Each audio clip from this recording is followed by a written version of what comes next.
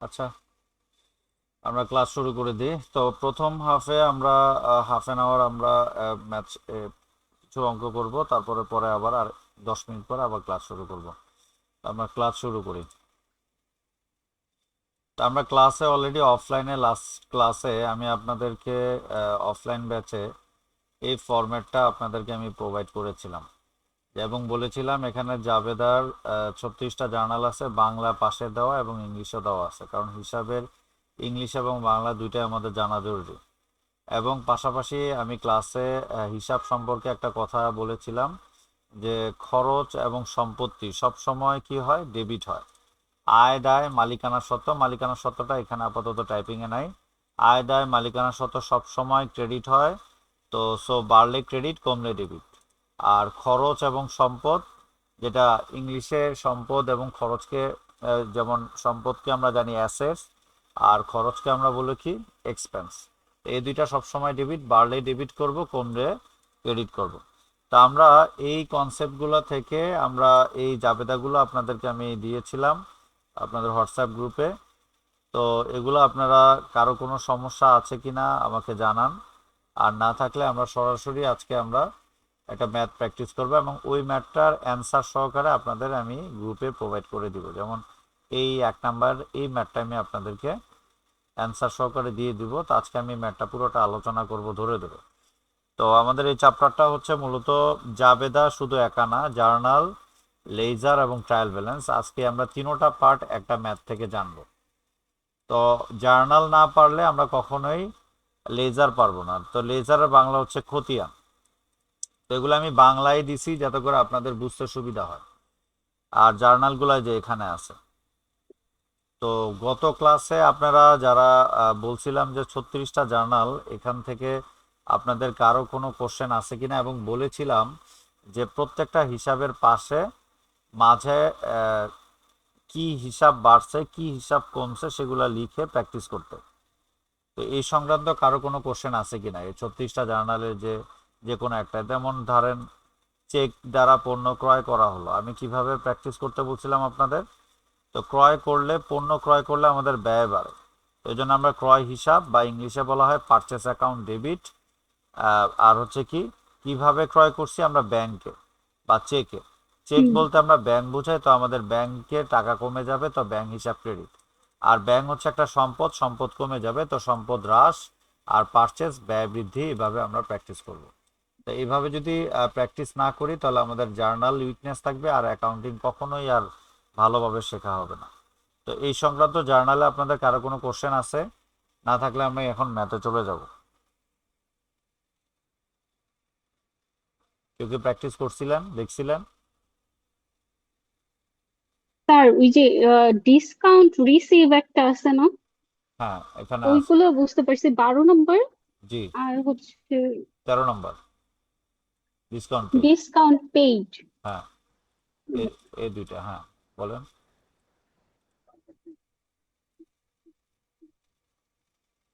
কি বুঝতে অসুবিধা? তাহলে আমি আবার বুঝাই, সমস্যা নেই। হ্যাঁ, 12 নম্বর আর হচ্ছে 13 নম্বর আর হ্যাঁ, আর হচ্ছে 26 নম্বর। হ্যাঁ, এই এই তিনটা একটু আমার আর একটু বুঝে। আচ্ছা ঠিক আছে। আমি 12 এবং 13। তো এবার সবাই একটু মনোযোগ দিই যারা আছি অ্যাক্টিভ। আর তো দেখেন এখানে ডিসকাউন্ট রিসিপ্ট, যেটা বাংলায় বলা হয় কি, বার্তা প্রাপ্তি। এখন আমাদের অ্যাকাউন্টিং এর ভাষায় বলা হয় বার্তা বা ডিসকাউন্ট। আর নর্মাল সেন্সে আমরা বলবো হচ্ছে ছাড় পাওয়া। আপনাদেরকে সহজভাবে বোঝার ক্ষেত্রে আপনার খেয়াল রাখবেন ছাড়। আমরা কোনো পণ্য ক্রয় বা বিক্রয় করার ক্ষেত্রে আমরা যদি ক্রয় করতে যাই, আমরা আমরা যার কাছ থেকে ক্রয় করি তার কাছ থেকে আমরা কি ছাড় আশা করি, এবং যার কাছে আমরা পণ্য বিক্রি করি তাকে উল্টা আমরা ছাড় দিই। তো এখন কারো কাছ থেকে টাকা পাওয়া বা দেওয়ার ক্ষেত্রে যে ছাড় দেওয়া নেওয়া হয়, সেটার ক্ষেত্রে সেটাকে আমরা অ্যাকাউন্টিং এর ভাষায় ডিসকাউন্ট বলি। এখন ধরেন এই যে কোনো ব্যক্তি বা, যেমন ডিসকাউন্ট রিসিপ্টটা নিয়ে আমরা বুঝি যে কোনো ব্যক্তি বা প্রতিষ্ঠানকে পূর্ণ নিষ্পত্তির সাপেক্ষে টাকা পরিশোধ করা হলো, যে পরিমাণ অর্থ কম দেওয়া হয় তাকে ডিসকাউন্ট রিসিপ্ট বলে। এখন সাপোজ ধরেন আপনি একটা পণ্য ক্রয় করছেন 1,000 টাকা দিয়ে, তো সেটা ক্রয় করছেন ধারে। ধারে ক্রয় করলে কি হয়, সেই লোকটা আপনার কাছে টাকা পাবে, এবং যার কাছ থেকে টাকা ধারে ক্রয় করা হয় তাকে অ্যাকাউন্টিং এর ভাষায় বলা হয় কি, পাওনাদার। তার মানে পাওনাদারকে বা ইংলিশে বলা হয় অ্যাকাউন্টস পেয়েবল। তাকে যখন আমরা টাকাটা পরিশোধ করতে যাব, তখন যদি তার কাছ থেকে ওই 1,000 টাকার পূর্ণ নিষ্পত্তি সাপেক্ষে, ধরেন সাপোজ তাকে আপনি 900 টাকা দিলেন, হ্যাঁ, তো 900 টাকা যখন দিলেন, সেক্ষেত্রে সে আপনাকে কত টাকা ছাড় দিল? 100 টাকা। এই 100 টাকা ছাড় দেওয়াকে অ্যাকাউন্টিং এর ভাষায় ডিসকাউন্ট বলা হয়। তো এই ডিসকাউন্টটা যখন আপনি ছাড় পান, তখন আপনি ওই 100 টাকার দায় থেকে কি হন, আহ, দায় থেকে মুক্ত হন। তাহলে দায় তখন কমে যায়। তো আমরা তো জানি যে দায় বাড়লে ক্রেডিট আর কমলে ডেবিট। তো এই কারণে আমাদের ক্রেডিট। হ্যাঁ, কমলে ডেবিট। তাহলে আমাদের দায়টা ছিল অ্যাকাউন্টস পেবল, যেটা বাংলায় বলা হয় এক পাওনাদার। তাহলে দায় কমলে হয় ডেবিট। তাহলে ধরেন এখানে টাকাটা কত হবে, এখানে হবে 100 টাকা। হ্যাঁ, ধরেন আপনি 100 বা 100। তো যাই হোক, আমি বাংলায় লিখছি তো ধরেন যার কাছ থেকে আপনি 100 টাকা ছাড় পাইছেন, তো সেই দায়টা কমে, আপনি সেই দায় থেকে মুক্ত হলেন। তা দায় কমলে ডেবিট হয়। তো সেটা কোথায় লেকচারে আছে, আমাদের ফার্স্ট ক্লাসে আমি যখন বুঝাইছি যে আয় দায় বাড়লে ক্রেডিট, কমলে কি করব, ডেবিট। তো যার কারণে দেখেন এই যে ডিসকাউন্ট রিসিপ্ট, অ্যাকাউন্টস পেবল, এটার পাশে আমরা কি লিখতে পারি, আমাদের দায় আমাদের হ্রাস পাইছে, তো দায় হ্রাসকে আমরা মাইনাস দিব। দায় হ্রাসকে আমরা মাইনাস দিব। অপর দিক দিয়ে এই যে আপনি যার কাছ থেকে 100 টাকা কম দিয়েছেন, তো এতে করে আপনার কি হলো, একটা আয় হলো না বা একটা লাভ হলো না? লাভ বা আয় বাড়লে, হুম। কি হয়, ক্রেডিট হয়। তো তার মানে এটার পাশে আমরা কি লিখবো, আয় প্লাস। এটার পাশে কি লিখবো, আয় প্লাস, আই মানে প্লাস। আয় বৃদ্ধি পেয়েছে, দায় কি হয়েছে, কমে গেছে। 100 টাকা কমছে। দিতে হয় নাই, এজন্য আপনার দায় থেকে মুক্ত হলেন। অপরদিকে কমটা এই 100 টাকা না দেওয়ার কারণে আপনার কি ভালো, আয় অথবা লাভ বেড়ে গেল। তা আয় অথবা লাভ বাড়লে কি হয়, ক্রেডিট হয়। বুঝতে পারছেন? হুম। আচ্ছা, তো আপনাদের আমি গ্রুপে একটু যাই। এই যে আপনাদেরকে গ্রুপে অলরেডি এই এই জিনিসটা দেওয়া আছে। এই জিনিসটা ছবি তোলা ছিল হ্যাঁ, একটা ছবি তোলা আছে। না কেটে ফেলছে নাকি? এই যে আমরা ক্লাসে বেসিক যে জিনিসটা দিয়েছিলাম, কেটে গেছে। এই যে যেটা না, যদি ওই যে উপরে। হ্যাঁ, তো এই জিনিসটা অলরেডি আপনারা অলরেডি সবাই এটা দেখছেন ক্লাসে যারা ছিলেন। এই জিনিসটা আপনারা সব সময় হুম। ফোকাস রাখবেন যে এই যে এখানে এখানে যেমন এই যে প্রথমে আমাদের লেনদেন কি না বিষয়টা ইয়েস অর নো, তারপর হুম। হিসাব চিনতে হবে, সব সময় ডেবিট অর ক্রেডিট বাড়লে অথবা কমলে। তো আমাদের প্রথমেই হচ্ছে কি, সম্পদ মানে অ্যাসেটস, অ্যাসেট সব সময় ডেবিট, ব্যয় বা এক্সপেন্স সব সময় ডেবিট, আয় আয় দায় আর হচ্ছে মালিকানা সত্ত্ব, এই তিনটা সবসময় ক্রেডিট। ক্রেডিট। হ্যাঁ, তাহলে এই তিনটা সবসময় বাড়লে ক্রেডিট হয় আর কমলে হয় ডেবিট। তো এই বিষয়টা আমরা অলরেডি হুম। জানি। এই জিনিসটাই আমরা ঘুরে ফিরে প্রত্যেকটা জার্নালে অ্যাপ্লাই করবো। তবে তাহলে এই জিনিসটা তাহলে আসেন যে ডিসকাউন্টের যে বিষয়টা, তাহলে আপনি যে হুম। দায়টা যখন কমে গেছে, দায় দায় কমলে কি হবে, ডেবিট হবে। তো এই জন্য দায় কমে গেছে, ডেবিট। ডেবিট। আর আয় বাড়ছে, ডিসকাউন্ট রিসিভ করছেন, এতে করে ক্রেডিট। কি হচ্ছে, আয় বাড়ছে, এই জন্য ক্রেডিট হয়েছে। জাবেদা কি বুঝছেন এখন? জি স্যার। আচ্ছা, এবার আসেন ডিসকাউন্ট পেড। আপনি যেমন টাকা পরিশোধ করতে যে টাকা কম দেওয়াতে আপনার আয় হয়েছে, অপরদিকে আপনি দায় থেকে মুক্ত হলেন। এমনও তো কাস্টমার আছে যাদেরকে আপনি নিজে বিক্রি করতে যে ডিসকাউন্ট দিবেন। তো এরকম যদি 100 টাকার ডিসকাউন্ট যদি আপনি কাউকে দেন, এতে ডিসকাউন্ট পাইলে আয় হয়। আর আপনি যদি ডিসকাউন্ট দেন, তাহলে এটা আপনার জন্য আয় হবে না ব্যয় হবে, বলেন তো? ব্যয়। ব্যয়। অলরেডি বুঝে গেছেন, তাহলে কি লিখবেন, যে আপনার ব্যয় বেড়ে যাবে। ধরেন সেম 100 টাকায় আপনি কাউকে দিলেন, তাহলে আপনার ব্যয় প্লাস আমি দিলাম, তাহলে ধরেন 100 টাকা বা 100 টাকা আপনার কি হলো, আপনার ডেবিট। ডেবিট হবে। তো ব্যয় বাড়লে ডেবিট। অপর দিক দিয়ে যে আপনাকে টাকা 100 টাকা দেওয়ার কথা ছিল, তার নাম হচ্ছে কি, দেনাদার। তো তো দেনাদার হচ্ছে একটা সম্পদ, যার কাছ থেকে টাকা পাওয়া যায় তাকে বাংলায় বলা হয় দেনাদার, আর ইংলিশে বলা হয় কি অ্যাকাউন্টস রিসিভেবল। তাহলে এই অ্যাকাউন্ট রিসিভেবলটা আমাদের সম্পদটা কি হয়ে যাবে, কমে যাবে। হ্যাঁ, তাহলে সম্পদ কমে গেলে কি লিখবো, সম্পদ মাইনাস বা অ্যাসেট মাইনাস, বুঝতেছেন? কারণ জি আপনাদের স্যার। অনেকে যারা সায়েন্স ব্যাকগ্রাউন্ড তাদের জন্য আমি এভাবে ধরে ধরে দেখাচ্ছি। তাহলে আমাদের ডিসকাউন্ট দেওয়াতে আমাদের ব্যয় বাড়ছে ডেবিট, অপর দিক থেকে আমাদের যার কাছ থেকে টাকা পাবো আশা করছিলাম সে তো 100 টাকা দিবে না, এতে করে আমরা যার কাছ থেকে টাকা পাওয়া যায় সেই অ্যাকাউন্ট রিসিভেবল হচ্ছে একটা সম্পদ, এই সম্পদ কমে গেছে। তো অলরেডি আমাদের 100 টাকার ব্যয় বৃদ্ধি পেয়েছে, সম্পদ আমাদের 100 টাকার কমে গেছে। এ পর্যন্ত ক্লিয়ার? জি স্যার। তাহলে আমরা ডিসকাউন্ট রিসিপ্ট এবং ডিসকাউন্ট পেড, এই 12 এবং 13 জার্নালের আর কার কোনো কনফিউশন নাই। এবার আপনার 26 নাম্বারে চলে যাই। তো 26 নাম্বারের পরে যদি আর কারো কোনো সমস্যা না থাকে আমি সরাসরি চলে যাব হচ্ছে মেইন ম্যাথে। ওই ওই ম্যাথটা করলে মোটামুটি আপনার একটা ধারণা পাবেন, কিন্তু প্রচুর ম্যাথ প্র্যাকটিস করতে হবে। তো আপনাদের বাসার রুমে যারা আছে সাইলেন্টলি ই করেন, নাহলে মিউট করে রাখেন। আচ্ছা, এরপরে 26 নাম্বারে কি বলছে দেখেন, আপনার যেটা প্রবলেম। তো 26 নাম্বারের জার্নালে কি বলছে আমি একটু পড়ি। বলছে আমরা যদি, হ্যাঁ, আমরা যদি আসবাবপত্র সরবরাহকারী প্রতিষ্ঠানের অঙ্ক করি, সেক্ষেত্রে আসবাবপত্র চেকে বা নগদে ক্রয় করা হলে জাবেদা কি হবে? আচ্ছা, এই বিষয়টা আপনাদেরকে একটু ক্লিয়ার করি। যেমন গত ক্লাসে যেমন একজন আপনাদের মধ্যে একজনকে রেফারেন্স দিয়ে আমি বুঝাইছিলাম যে আপনাদের ভিতরে কেউ যদি কম্পিউটার বিক্রি করে, সেই কম্পিউটারটা কি হবে, একটা তার জন্য পণ্য। ঠিক সেম আসবাবপত্র উৎপাদনকারী বলি আর আসবাবপত্র বিক্রয়কারী প্রতিষ্ঠানকে বলি, সেই আসবাবপত্র বিক্রয়কারীর জন্য পণ্য হবে আসবাবপত্র।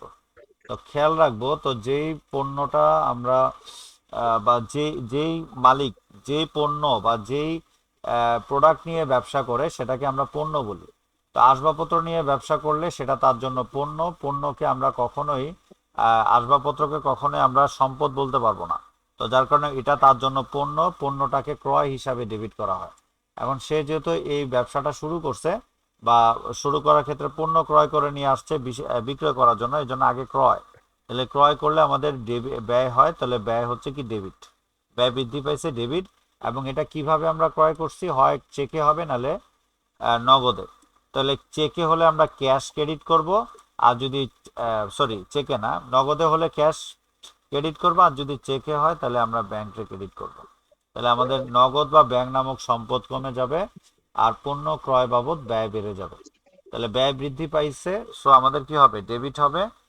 আর সম্পদ কমে গেলে কি হবে, ক্রেডিট। বুঝতেছি? ক্রেডিট। হ্যাঁ। এরপরে, দেখি। হ্যাঁ, এরপরে আবার একটু বুঝাই। যদি যদি একজন ব্যবসায়ী ধরেন আপনি পার্লারের বিজনেস করেন, তো আপনার পার্লারের সেবাটা হচ্ছে আপনার জন্য আয়, কিন্তু আপনার পার্লারের জন্য আপনি কিছু ফার্নিচার বা আসবাবপত্র ক্রয় করছেন নগদে বা চেকে। তো সেই ক্ষেত্রে কিন্তু আসবাবপত্রটা আপনার পণ্য হবে না, সেটা হবে আপনার জন্য একটা সম্পদ। সেটা হবে কি আপনার জন্য একটা সম্পদ। তাহলে তখন আর আপনি আর ওইটাকে পারচেজ বলতে পারবেন না।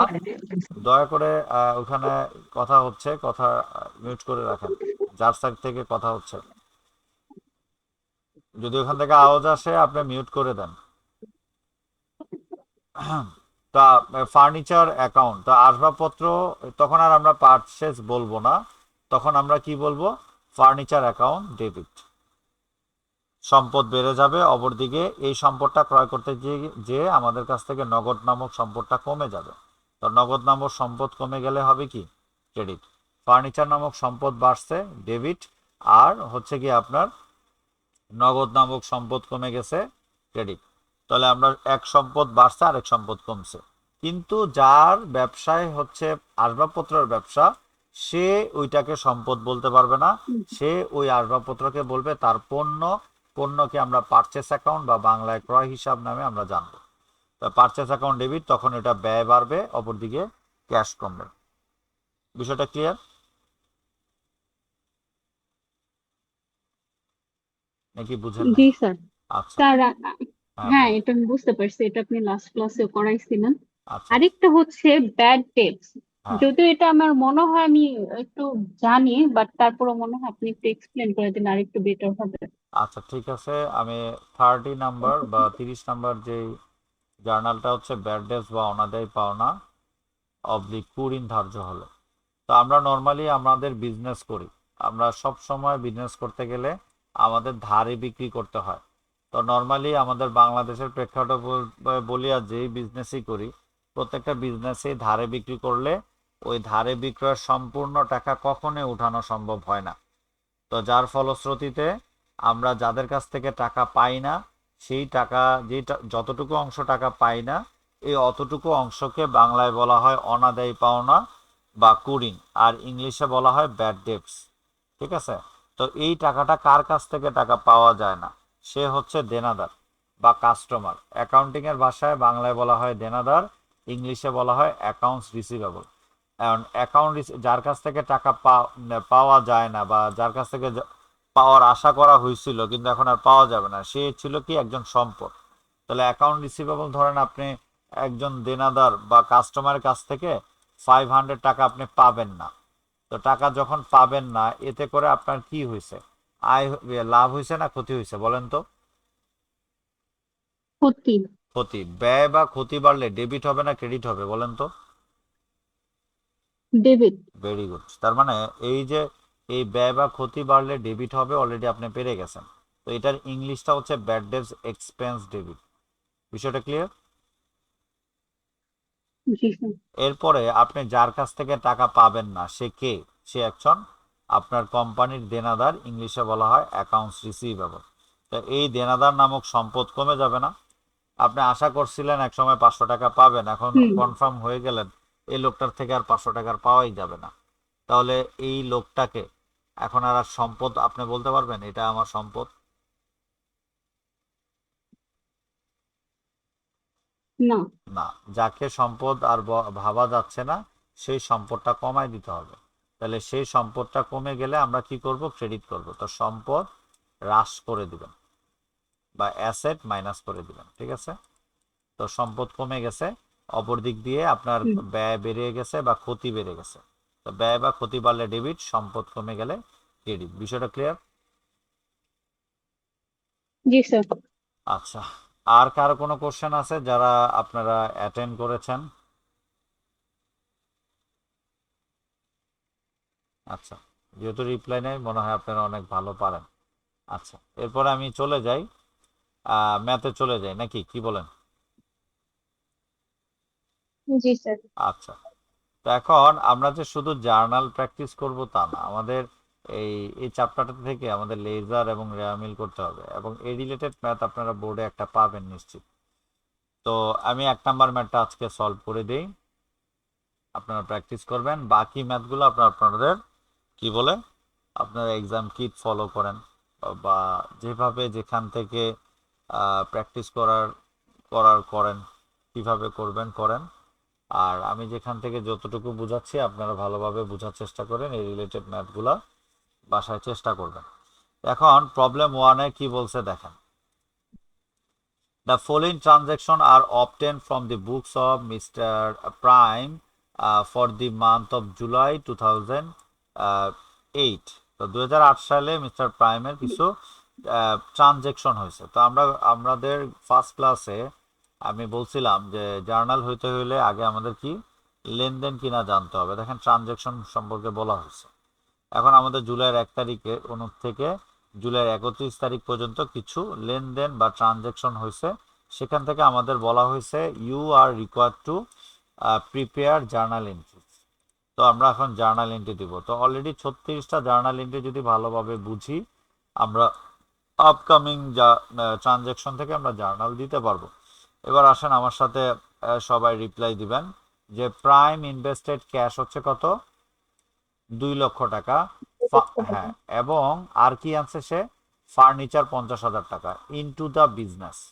এখন বলেন, প্রাইম সে একজন মালিক যে কিনা নগদ 2 লক্ষ টাকা এবং ফার্নিচার বা আসবাবপত্র 50,000 টাকা সে ব্যবসায়ীকে দিছে, তার ব্যবসা শুরু করার ক্ষেত্রে এই 2.5 লক্ষ টাকার দুইটা সম্পদ আহ, সে দিছে, এতে তার কি হয়েছে বলেন? তার মালিকানা বাড়ছে না কমছে বলেন?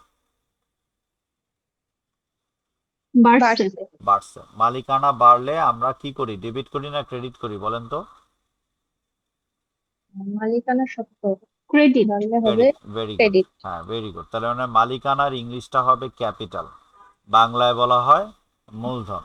তাহলে আপনারা মাথায় রাখবেন যে ক্যাপিটাল ক্রেডিট, পারলে খাতা রাখবেন, খাতায় লিখবেন যে আমি যেভাবে বলছি মূলধন ক্রেডিট হওয়া মানে কি মালিকানা বৃদ্ধি পাইছে।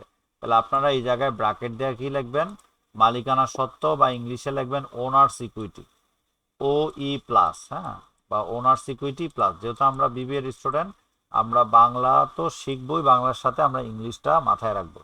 তো আমরা ওনার্স ইকুইটি প্লাস আমাদের মালিকানা বেড়ে গেল টোটাল 2.5 লক্ষ টাকা। এখন সে কি দিছে তার বিজনেসকে? দুইটা সম্পদ দিছে, একটা নগদ টাকা দিছে 2 লাখ, আর একটা সম্পদ ফার্নিচার দিছে। তো এতে করে বিজনেসের নগদ টাকা এবং ফার্নিচার, আপনারাই বলেন নগদ টাকা এবং ফার্নিচার কি হিসাব, ব্যয় না সম্পদ?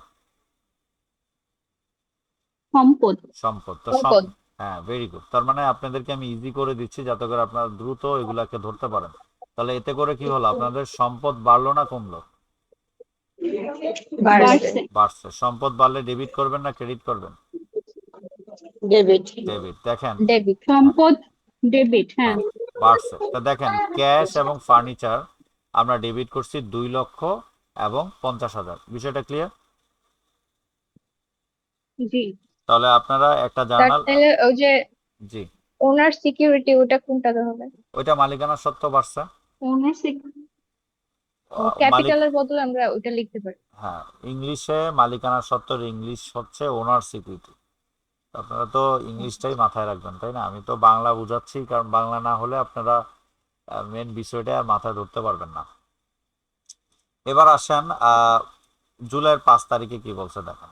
তো জুলাইয়ের 5 তারিখে বলছে যে পারচেসড অফিস সাপ্লাইজেস ফর ক্যাশ হচ্ছে 30,000 এবং অন হ্যান্ড হচ্ছে কত, 20,000। তাহলে ঠান্ডা মাথায় বুঝেন, আমরা অফিস সাপ্লাইজ নগদে ক্রয় করছি 30,000 টাকা। তো গত ক্লাসে আমরা বলছিলাম যে অফিস সাপ্লাইজ বাংলা হচ্ছে মণিহারি। আর মণিহারি বলতে কি বোঝায়, অফিসের খাতা কলম pencil rubber marker marker. Everything হচ্ছে কি অফিস সাপ্লাইজ। তাহলে এখন আপনার আপনার অফিস বা ব্যবসায়ের জন্য এই মণিহারি ক্রয় করছেন নগদে 30,000 টাকার, এবং অন অ্যাকাউন্ট, অন অ্যাকাউন্ট মানে হচ্ছে ধারে। আমাদের লেকচারে কিন্তু এগুলো লেখা ছিল। তাহলে এই 30,000 এবং 20,000 এই দুইটা টাকা আমরা কি করছি, আমরা নগদে এবং ধারে আমরা মোট 50,000 টাকার মণিহারি ক্রয় করছি।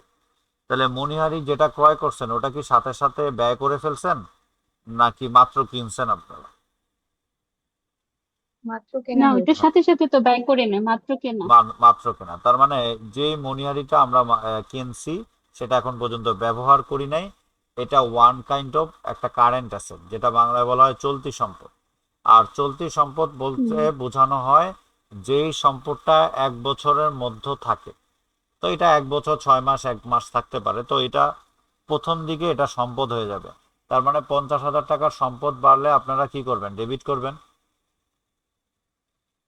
জি। তাহলে এই সম্পদের নাম কি দিবেন, অফিস সাপ্লাইজ ডেবিট 50,000। আর অপর দিক দিকে এই যে 50,000 টাকা সম্পদ বাড়ছে বা এটা আপনি ক্রয় করছেন, প্রথম 50,000 মধ্যে নগদ টাকা দিছেন কত, 30,000। তাহলে নগদ টাকা আপনার কাছ থেকে যাবে না আসবে? যাবে। যাবে। যাবে। তাহলে নগদ টাকা একটা সম্পদ, সম্পদ কমে গেলে ডেবিট করবেন না ক্রেডিট করবেন? সম্পদ কমলে ডেবিট। বাড়লে ডেবিট, কমলে ক্রেডিট স্যার। ক্রেডিট। হ্যাঁ, ভেরি গুড। বার্লি ডেবিট, হ্যাঁ। হ্যাঁ, তাহলে আপনি কমলে। ক্রেডিট, হ্যাঁ। তাহলে এই যে দেখেন, ক্যাশ আপনি ক্রেডিট করবেন এখন 30,000। এই পর্যন্ত ক্লিয়ার? জি। জি। এরপরে আপনি কি করছেন, বাকি 20,000-এর কি এন্ট্রি দিবেন? বাকিটা তো আপনি আর ক্যাশ দেন নাই। যেহেতু আপনি ক্যাশ দেন নাই, তো এই 20,000 টাকা হচ্ছে ধারে আপনি ক্রয় করছেন। তাহলে ধারে ক্রয় করলে আপনার হুম। কি সৃষ্টি হবে, দায় সৃষ্টি হবে না আয় সৃষ্টি হবে? তাই। আয়। ধারে করে করছে, হ্যাঁ, আয় সৃষ্টি। আয় হবে না, দায়। আপনি যার কিন্তু দায়। ধারে ক্রয় করছেন, টাকা দেন নাই, আপনি কি আয় হয়ে গেল? ওই লোকে আপনার কাছে টাকা পায় না? না, দায়। হ্যাঁ। তো জি। এগুলা ধরার ক্যাচ করতে হবে। তাহলে এতে করে আপনার দায় বাড়লো। তো যেহেতু দায় দায় আমরা সবসময় আমাদের ফার্স্ট ক্লাসে জানছি, দায় সবসময় ক্রেডিট। বাড়লে ক্রেডিট, ক্রেডিট। হ্যাঁ, বাড়লে ক্রেডিট, কমলে ডেবিট। তাহলে এতে 20,000 টাকার দায় আপনার বেড়ে গেছে না? জি। যেহেতু বিশ হ্যাঁ, হাজার 20,000 টাকার দায় বাড়ছে, এখন আপনি অ্যান্সার দেন, এটাকে এখন ক্রেডিট করবেন না ডেবিট করবেন? ক্রেডিট করব। Very good. তার মানে এই যে 20,000 টাকার দায় আপনি ক্রেডিট করবেন, ক্রেডিট করে দিলেন। এখন এটার কি নামে ক্রেডিট করবেন? এটাকে ইংলিশে অ্যাকাউন্টস পেয়েবল বলা হয়, আর বাংলায় বলা হয় পাওনাদার, যেটা আমাদের 36টা জার্নালের ভিতরে আসছে এই ধরনের এন্ট্রি। তো ধারে ক্রয় করছে, আমাদের হুম। পাওনাদার সৃষ্টি হয়েছে। তাহলে আপনি এখানে বাসায় কি লিখবেন? দায় বৃদ্ধি বাবা, দায় প্লাস, হ্যাঁ, দায় প্লাস। তারপর হচ্ছে আপনি কি করবেন? হচ্ছে ক্যাশ। ক্যাশ হচ্ছে কি আপনাদের অ্যাসেট বা সম্পদ, হচ্ছে কি মাইনাস হচ্ছে, অ্যাসেট মাইনাস এ মাইনাস দিয়ে দিলাম। আচ্ছা, আমি বাংলা ইংলিশ লিখে ফেলতেছি। এরপর হচ্ছে কি অফিস নামক অ্যাসেট আপনার আবার বেড়ে গেছে, তো এ প্লাস, মানে অ্যাসেট প্লাস বা সম্পদ বৃদ্ধি। তো আমরা দুইটা জার্নাল বুঝলাম, হ্যাঁ। এরপর আসি পরের 15 তারিখে, যে রিসিভড ক্যাশ 1 লাখ টাকা ফর সার্ভিস রেন্ডার। তার মানে আপনি সেবা দিয়ে আপনি 1 লক্ষ টাকা কি করছেন? রিসিভ করছেন। তাহলে আমরা অনেক সময় রিসিভ করছেন। হ্যাঁ, তাহলে 1 লাখ টাকা রিসিভ করছেন, এটা কি নগদ টাকা রিসিভ করছেন না? জি। তাহলে নগদ টাকা রিসিভ করাতে, নগদ টাকা আপনার জন্য একটা কি সম্পদ, এই সম্পদটা আপনার বেড়ে গেল না? জি। হুম। হ্যাঁ, সম্পদ বাড়লে এখন আপনি কি করবেন? ডেবিট করবেন না ক্রেডিট করবেন? ডেবিট। ডেবিট। ডেবিট। তাহলে এই যে দেখেন, ডেবিট। ক্যাশ আপনি ডেবিট করছেন, এই যে ডেবিট কলাম বরাবর আমাদের টাকাটা। অপর দিক দিয়ে এই যে টাকাটা রিসিভ করছেন, কি কারণে রিসিভ করছেন? আপনি একটা সেবা দিছেন, সার্ভিস রেন্ডার। তো সেবা দেওয়াতে আপনার কি হয়েছে? আয় হয়েছে না ব্যয় হয়েছে? ব্যয়। এবার সেবা ব্যয় হয়েছে স্যার। কেন? আপনি সেবা দিয়ে কি, উদ্দেশ্যটা কি? সেবা দেওয়ার উদ্দেশ্য কি ব্যয় করা টাকা না আর্ন করছি, হ্যাঁ। আয় করা?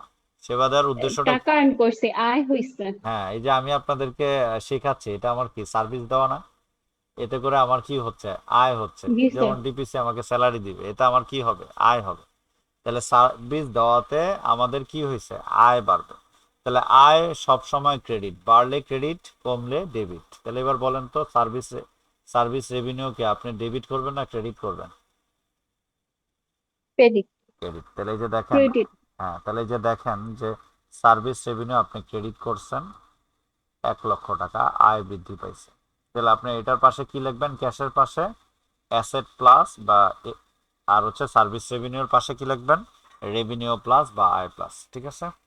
এভাবে যদি বুঝে বুঝে, সার্ভিস জি, সার্ভিস রেভিনিউ এটা বাংলা কি? সেবা আয়, আচ্ছা। এগুলো 36টা জানালার ভিতরেই আছে। সেবা আয়।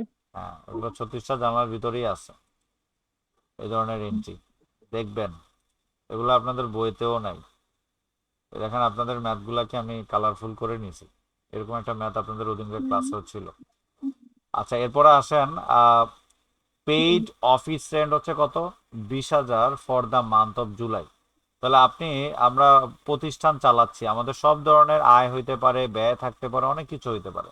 বলেন তো, অফিসের ভাড়া আপনি পরিশোধ করছেন, এতে করে আপনার আয় হয়েছে না ব্যয় হয়েছে?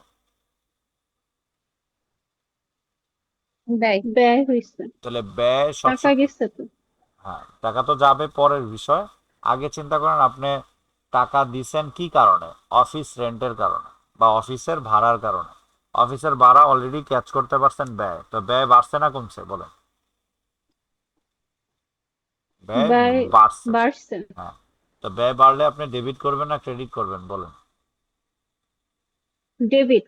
তাহলে যে দেখেন, অফিস রেন্ট ডেবিট 20,000, এ পর্যন্ত ক্লিয়ার? এখন ব্যয়টা আপনি কি করছেন? পেইড করছেন। তো পেইড করছেন কিভাবে? কিছু না বলা থাকলে বুঝে নেব এটা আমরা নগদে পরিশোধ করছি। তাহলে আপনার কাছ থেকে কি চলে গেছে? নগদ টাকা চলে গেছে না? জি। তাহলে নগদ টাকা হুম আপনার জন্য কি হবে? একটা সম্পদ। সম্পদ কমে গেলে ডেবিট করবেন না ক্রেডিট করবেন? সম্পদ কমলে ক্রেডিট। ক্রেডিট। সম্পদ কমলে ক্রেডিট। তাহলে এখন দেখেন, ক্যাশ ক্রেডিট হচ্ছে কত? 20,000। সবাই পর্যন্ত ক্লিয়ার? জি। তাহলে ব্যয় বাড়ছে, আর ক্যাশের পাশে কি লিখবেন? সম্পদ কমছে। ক্লিয়ার? কমছে। হ্যাঁ, বুঝেন নাই মনে হয় নাকি? ক্যাশ কমে গেলে আপনার সম্পদ কমে গেছে না? ক্যাশ নামক নগদ টাকা আপনার একটা সম্পদ না? জি। তাহলে জি স্যার। নগদ টাকা নামক সম্পদ কমে গেছে, অফিস রেন্ট নামক ব্যয় বেড়েছে। বুঝতে পারছেন? তো আপনি এই মাসে হুম অফিসের ভাড়া দিলেন, বাসা ভাড়া অফিসের দিলেন, প্রজেক্ট। হ্যাঁ, তারপর ইলেকট্রিসিটি বিল দিলেন, এগুলো আপনার জন্য কি ব্যয়? এই টাকাগুলো পরিশোধ করাতে আপনি ব্যয় হয়েছে না? তাহলে ব্যয়টাকে ব্যয় বলবেন। আর এগুলো জি পরিশোধ করছেন কিভাবে? নগদ টাকা। নগদ টাকা আপনার পকেট থেকে চলে গেছে, তাহলে ক্যাশ ক্রেডিট করবেন, সম্পদ হ্রাস পেয়ে যাবে। আর নগদ টাকা যদি আপনার পকেটে থাকতো তাহলে তো আর কি হইতো না, ব্যয় হইতো না। সিম্পল বিষয়। বুঝতেছেন? স্যার আমাদের কি পরীক্ষায় এই সেম টু সেম এরকম আসবে ম্যাথ? হ্যাঁ, এটা এটা একটা চ্যাপ্টার, এই ধরনের একটা ম্যাথ আসবে। তো আপনাদের তো আমি মানে ক্লাসে, জি বলেন। যে এখানে কি মানে অ্যামাউন্ট গুলো চেঞ্জ করে দিবে অ্যামাউন্ট, সৃজনশীলের মতো নাকি সেম টু হ্যাঁ সেম? হ্যাঁ, সৃজনশীলের মতোই ধরেন এইরকমই আপনাকে জাবেদা দিবে। অ্যামাউন্ট চেঞ্জ হবে হয়তোবা, সিস্টেম এবং ঘটনাগুলোও সিমিলার কাছাকাছি হবে। এখন ধরেন আপনি অফিসের ভাড়া দিচ্ছেন, এটা তো হইতে পারে ইলেকট্রিসিটি বিলও তো দিতে পারেন না? জি। হুম ইলেকট্রিসিটি বিল আপনি পেড করছেন, তাহলে কি জাবেদা দিবেন? Electricity expense debit cash credit. অফিসের ভাড়া যেমন, ইলেকট্রিসিটি বিলও ওই রকম। এখন আপনি একটু আগে সেবা দিছেন, সেবার ভিতরে তো আরো অনেক কিছু হইতে পারে। ধরেন আপনি সেবা দিয়ে নগদ টাকা পাইছেন, অনেক সময় হইতে পারে না যে আপনি বিক্রি করে নগদ টাকা পাইছেন। তাহলে কি লিখবেন? ক্যাশ ডেবিট, জি। বিক্রয় ক্রেডিট। তো বিক্রয়ের নাম কি দিবেন? Sales credit. তো এইরকম বুঝে নিতে হবে। বুঝতে পারছেন? আর অ্যাকাউন্টিং এর ব্যাপক জি। কনসেপ্ট লাগে, ব্যাপক। ধরেন এই যে একটু একটু করে শিখতেছেন, তো এতে করে আপনাদের concept day by day improve হবে। তো এটাই আপনাদের ইমপ্রুভের জন্য যা যা করণীয় সেটা আপনারাই করবেন। কিভাবে ইমপ্রুভ হওয়ার বিষয়, এটা আপনাদের চিন্তা করতে হবে যে কিভাবে আমি প্র্যাকটিস করতে পারি। আচ্ছা, এরপরে 24 নম্বরে আসেন যে ইন্স্যুরেন্স পেইড ইন অ্যাডভান্স হচ্ছে কত? 500। তাহলে ইন্স্যুরেন্স যদি আমরা, না 5000। সরি 5,000, তাহলে ইন্স্যুরেন্স আমরা অগ্রিম পরিশোধ করছি। তার মানে ইন্স্যুরেন্স মামত, বিমা যে খরচটা আমরা পরিশোধ করছি সেটা আমরা অগ্রিম পরিশোধ করছি। তো খেয়াল রাখবেন, যে কোনো খরচ যদি আমরা অগ্রিম পরিশোধ করি তাহলে সেটা আমাদের জন্য সম্পদ হয়। মনে থাকবে, যে কোনো খরচ যদি অগ্রিম জি। পরিশোধ করি সেটা আমাদের জন্য যে সম্পদ। কোনো তাহলে কি জাবেদা হবে? অগ্রিম। খরচ অগ্রিমের ইংলিশ কি? অ্যাডভান্স। তাহলে অ্যাডভান্স। অ্যাডভান্স। অ্যাডভান্স। হ্যাঁ, তাহলে আমরা জাবেদা কি হবে? অ্যাডভান্স অথবা প্রিপেইড। তো অ্যাডভান্স আমরা ইউজ করি না অ্যাকাউন্টিং এর ভাষায়। প্রিপেইড, ইন্স্যুরেন্স ডেবিট, আর হচ্ছে কি ক্যাশ ক্রেডিট। এটা কিভাবে পরিশোধ করছেন? অবশ্যই নগদে। তো নগদ টাকা কমে যাবে, তো ক্যাশ ক্রেডিট। আর অগ্রিম পরিশোধ করছেন বিদায় প্রিপেইড ইন্স্যুরেন্স। অগ্রিম বীমার ইংলিশ হচ্ছে প্রিপেইড। তাহলে প্রিপেইডের পাশে আপনারা লিখবেন যে অ্যাসেট প্লাস, আর ক্যাশের পাশে লিখবেন অ্যাসেট মাইনাস, মানে সম্পদ হ্রাস পেয়েছে, আবার ওদিক দিয়ে আরেক সম্পদ কি হয়েছে? প্লাস হয়েছে। বিষয় ক্লিয়ার? না স্যার, আপনি আপনার, আরেকবার একটু বলুন। আচ্ছা, অন্য একটা রেফারেন্স দিয়ে আপনাকে বোঝায়। আপনি যে বাসা ভাড়া ধরেন আপনি বাসা ভাড়া দেন, আপনি 6 মাস আপনি আপনার বাড়িওয়ালাকে 6 মাসের ভাড়া টাকা দিয়ে দিচ্ছেন। তো 6 মাস যদি ভাড়ার টাকা দিয়ে দেন, এটা তো খরচ ধরা হয় 1 মাসের। বাকি 5 মাসেরটা কি আপনি খরচ বলতে পারবেন? টাকা যে দিয়ে দিচ্ছেন, ওটা না। খরচ এখনো হয় নাই, কারণ ওই 5 মাসের টাকা আপনি আপনার বাড়িওয়ালির কাছ থেকে টাকাটা পাবেন। যেহেতু পাবেন বা অগ্রিম দিছেন, অগ্রিম খরচকে আমরা কখনোই খরচ বলি না, সেটাকে বলবো সম্পদ। মনে থাকবে? জি স্যার। হুম, এই অগ্রিমের ওয়ার্ডটা হচ্ছে ইংলিশে সম্পদ প্রিপেইড। বাড়লে মানে হচ্ছে কি? সম্পদ বাড়লে ডেবিট হয়, আবার সম্পদ কমলে কি হবে? ডেবিট। হ্যাঁ। হুম, তাহলে প্রিপেইড ইন্স্যুরেন্স নামক একটা ক্রেডিট। সম্পদ বাড়ছে, আর ক্যাশ ক্রেডিট হয়েছে, তো সম্পদ কমে গেছে। এ পর্যন্ত ক্লিয়ার? জি জি স্যার। স্যার। এরপর হচ্ছে একই রকম ভাবে বাসা ভাড়ার মতো যদি আপনি বেতন পরিশোধ করেন, জাবেদা কি হবে? স্যালারি এক্সপেন্স ডেবিট আর হচ্ছে কি ক্যাশ ক্রেডিট। এটা তো আর মনে হয় বোঝানো লাগবে না। ব্যয় বাড়ছে আর হচ্ছে কি না। সম্পদ কমছে নাকি, ক্যাশ নামক সম্পদ কমে আর গেছে। ওই যে হুম, 24 জুলাইটার মধ্যে ওই যে একটা প্লাস মাইনাস কি যেন লিখতে বললাম, ওটা কোথায় লিখতে? কোন কোন তারিখে? জুলাই 24 জুলাই। 24। ওই যে অ্যাসেট পার্ট সম্পদ বৃদ্ধি, প্রিপেড ইন্স্যুরেন্স পাশে লিখবেন সম্পদ বৃদ্ধি, আর ক্যাশের পাশে লিখবেন সম্পদ মাইনাস, কারণ নগদ টাকা কমে গেছে, আবার অগ্রিম বীমা নামক সম্পদ বেড়ে গেছে, ওটার পাশে লিখবেন সম্পদ বৃদ্ধি। এটা আপনাদের বেসিক বাড়ানোর জন্য বলি, পরীক্ষার হলে লেখার প্রয়োজন নেই। লাস্ট আসেন 31। আচ্ছা আমি আপনাদেরকে বলি, আপনারা 10 মিনিট পরে আবার ক্লাসে ইন করবেন, আমি যখন বলবো জুমে আসতে, ঠিক আছে? তো একটু পরে ঠিক ক্লাস আছে। ইন্ড হয়ে যাবে। তো লাস্টে যে প্রাইম উইথড্র হচ্ছে এই 10,000 টাকা ফর পার্সোনাল ইউজ, ব্যক্তিগত প্রয়োজনে উত্তোলন। তো টাকা দিলে মালিকানা বাড়ে, আর টাকা উঠায় নিলে কি হবে, মালিকানা কমে যাবে না? জি। জি স্যার। তাহলে মালিকানা কমলে ডেবিট হয়, আর নগদ টাকা কমে গেলে ক্রেডিট হয়। তো ঠিক আছে, তো আমরা এতটুকু হলো আজকে। এই আপাতত ফার্স্ট ক্লাস আমাদের ইন্ড। তো একটু পরে আমরা আবার শুরু করব 10 মিনিট পরে। তো আপনারা চলে আসবেন।